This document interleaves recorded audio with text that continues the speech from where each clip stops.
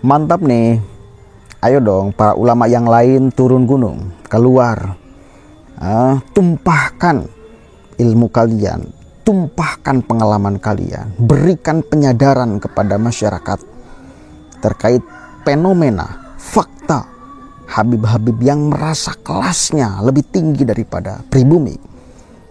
Sekarang Syekh Fathur Rahman sebagai mursyid Thariqah Idrisiyah beliau memberikan penjelasannya yang sangat simpel, sederhana, sekaligus pengalaman gurunya yang ada seorang Habib yang selalu datang. Ketika datang itu minta istri dan lain sebagainya. Ini kurang ajar sekali. Ya, coba kita dengarkan sama-sama nih penjelasannya yang sangat tajam sekali. Mursyid bos. Sudah ada orang yang ngaku-ngaku Habib datang ke pesantren apa? Minta uang, minta perempuan. Sampai kiai bapak waktu itu dia sembunyi tiap datang Habib itu. Dia sembunyi bilang ke Habib itu, kiainya lagi nggak ada. Sampai gitu. Cik bapak bisa kan tahu nggak mana turunan Nabi mana bukan? Udah 14 abad kita teh. Jangan asal irung mancung aja. Orang Pakistan juga mancung, orang Irak juga mancung, orang Suriah juga mancung. Kita nggak bisa membedakan mana yang suku Hijaz, mana yang suku Irak, mana yang suku Yaman. Sama aja begitu. Makanya buang feodalisme dalam Islam. Tidak ada seperti itu dalam Islam. Nabi sendiri yang berkata, yang bersabda, seandainya Fatimah mencuri, aku yang akan memotong tangannya. Begitu jelasnya hukum Islam. Putri Nabi sendiri, apalagi sudah 14 abad. Jadi jangan sampai ngaku-ngaku keturunan tapi pingin dapat status sosial, pingin jadi majikan. Itu yang namanya feodalisme. Coba lihat hadis Nabi. La fadla li arabiyyin ala jamin. Tidak ada unggulnya orang Arab dan bukan Arab. Nabi orang Arab, tapi tidak ada unggulnya urusan keturunan. Arab mengalahkan yang bukan Arab, ajam kita seperti orang Sunda, orang Indonesia. Tidak ada bedanya. Bedanya hanya takwa kepada Allah. Ayo, yang lain ngomong dong. Saya yakin akan mengeluarkan statement yang kurang lebih sama. Ya. Yang menarik urusan kelas sosial, urusan feodal. Ya, dan urusan tidak ada luhurnya antara orang Arab dan orang ajam. Sama kita. Yang membedakan kita adalah ketakwaan. Dan catat satu, tidak ada orang yang bisa menilai ketakwaan seorang. Hanya Allah. Artinya orang itu tidak tahu mana orang yang terhormat di pandangan Allah dan mana orang yang tidak terhormat di pandangan Allah. Karena urusannya ketakwaan, dan ketakwaan hak prerogatif Allah untuk bisa melihatnya. Bukan manusia, bukan kita. Kita boleh jadi setiap hari mungkin sholat dan lain sebagainya. Tapi kan siapa yang tahu isi dada? Jangan-jangan yang kita kerjakan tiap hari, yang kelihatannya ibadah, ketakwaannya kalah sama tukang beca tuh. Yang tiap hari narik penumpang, niatnya ikhlas bekerja untuk keluarganya di rumah. Sementara yang sholat tiap waktu, ibadah kelihatannya ibadah, tapi hatinya untuk ria, untuk supaya dianggap soleh. Ini kan kualitas ketakwaannya beda. Di pandangan Allah jelas yang tukang beca itu yang baik, ya, daripada orang yang menginginkan pujian meskipun urusannya akhrawi. Kan ada konsep di dalam hadis tuh, barang akhirat bisa jadi barang dunia bila niatnya bukan ikhlas, bukan mencari ridha Allah. Tetapi kebalik, barang dunia bisa jadi barang akhirat bila niatnya ikhlas, bila niatnya baik dan lain sebagainya. Kan itu bisa kebalikannya loh. Suatu yang kita lihat baik, kelihatannya baik, boleh jadi buruk. Suatu yang kemudian kelihatannya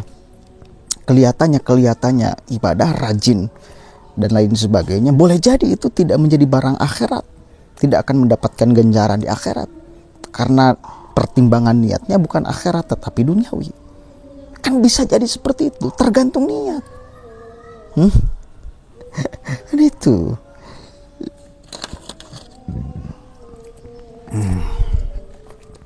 Dah.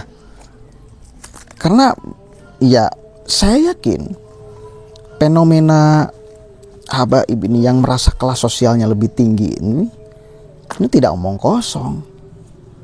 Itu fakta, mereka meyakini seperti itu, mereka merasa seperti itu.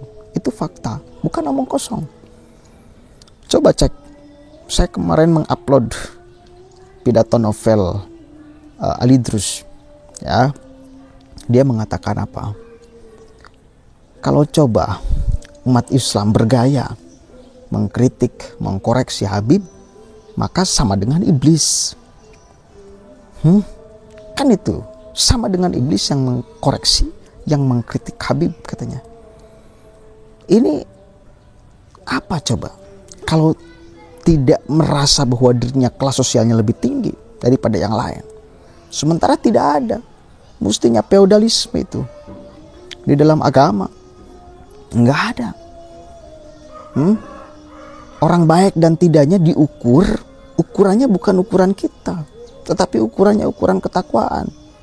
Ukurannya ukuran Allah yang tahu takwa dan tidaknya seorang. Tipis dan tebal takwanya seorang itu bukan manusia, Allah, saudara.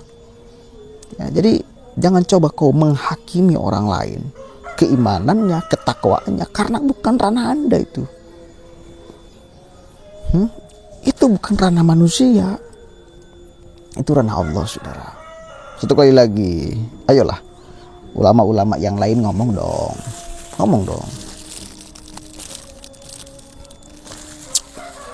Sudah waktunya umat ini disadarkan. Ya, kita menghormati mereka karena sama-sama manusia aja, ciptaan Allah, yang kita pun harus berlaku yang sama kepada manusia yang lain. Jangan karena itu turunan Nabi, anggapannya meskipun dibatalkan klaimannya itu ya, dan alhamdulillah sampai detik ini belum bisa membantah mereka atas patahan argumen bahwa mereka bukan keturunan Nabi, ya.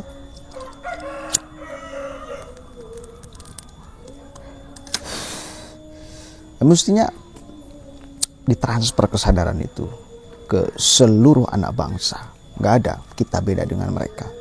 Bahkan bila pun mereka benar keturunan Nabi, bila pun benar nih, maka perlakuan kita harus sama dengan kepada orang lain yang juga bukan keturunan Nabi. Harus sama, jangan dibeda-bedakan. Jangan dibeda-bedakan. Kalaupun benar, apalagi kalau tidak benar, kan itu. Artinya level penghormatan kita itu tidak boleh dibeda-bedakan. Apalagi kita jangan memuji orang itu gara-gara hartanya, kan. Kita memuji orang itu, kita boleh meninggikan seorang itu gara-gara ilmunya. Kalau ada Habib yang bodoh, yang kurang ajar, yang biadab, yang bangsat, jangan kita muliakan. Dia sudah terhina dengan kelakuannya, kok masa kita mau muliakan? Kita boleh menghormati, kita boleh meninggikan, ya, memuji-muji seseorang bila seorang itu berilmu. Yang kita puji itu adalah ilmunya, bukan orangnya. Itu berlaku kepada semua manusia, ya, bukan hanya kepada orang yang mengakunya turunan Nabi. Berlaku kepada seluruh manusia, saudara. Tidak ada feodalisme di dalam agama itu. Justru Nabi Muhammad datang, agama Islam kemudian ada, itu untuk menghapus feodalisme, untuk menghapus kelas sosial yang merasa tinggi derajatnya disamakan. Nggak ada di dalam agama Islam. Dan itu saya kira yang menarik, kenapa Islam itu menyebar sangat cepat di republik ini, karena tidak mengenal kelas sosial. Beda dengan Hindu kan. Hindu itu ada kelas sosial loh. Ya. Siapa yang boleh pegang kitab sucinya, siapa yang tidak boleh pegang kitab sucinya, ada itu kelasnya. Tapi kalau orang Islam enggak. Mau dia pangkatnya siapapun aja, mau dia levelnya ulama atau apapun aja, selama dia punya wudhu, silahkan. Punya hak yang sama untuk memegang kitab sucinya. Tidak ada kelas sosial di dalam agama Islam. Sama rata, sama rasa. Itu loh. Itu sekali lagi yang menjadi sebab Islam cepat nyebar di Republik ini. Karena memperlakukan manusia itu sama. Tidak ada kelas sosial. Ya. Sementara para habaib sekarang seolah mau menciptakan kelas sosial. Mereka yang lebih tinggi dan kita yang lebih rendah. Itu kan repot. Itu bertentangan sekali dengan ajaran baginda Nabi. Dengan konsep Islam yang kemudian diturunkan dari awal untuk menghapuskan kelas sosial. Baiklah, mudah-mudahan ada manfaatnya. Saya tunggu ulama-ulama yang lain yang juga kemudian berbicara lantang.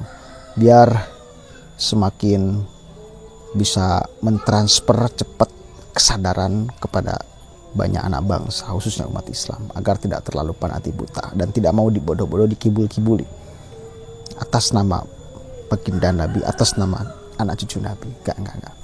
Jangan mau dibodoh-bodohi kayak gitu ya. Assalamualaikum warahmatullahi wabarakatuh. Ujung-ujungnya dimanfaatkan. Kacau.